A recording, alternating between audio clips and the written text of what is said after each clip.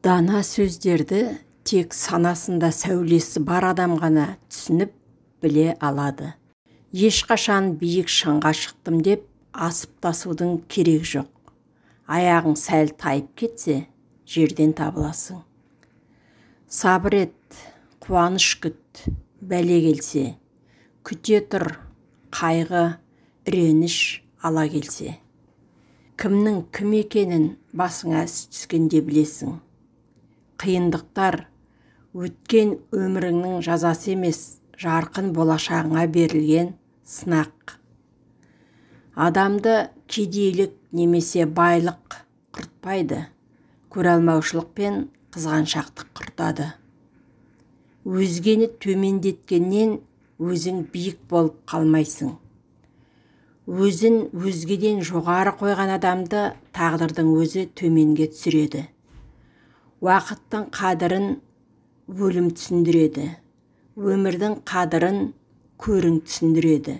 Сезімнің қадірін сенім түсіндіреді. Сөздің қадірін білім түсіндіреді. Бардың қадірін жоғың түсіндіреді. Бақтың қадірін сорың түсіндіреді. Өзгеге жақсылық жасасаң, шын жүректен жаса, қайтымын күтпе.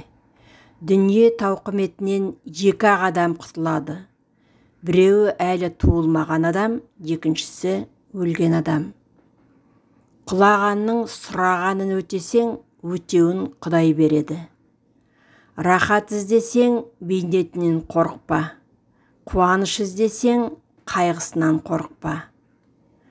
Ақымақ жігіт белгісі аз күнгі баққа алқынар. Ең қиын үш нәрсе: сыр сақтау, қорлықтарды ұмыту, уақытты дұрыс пайдалану.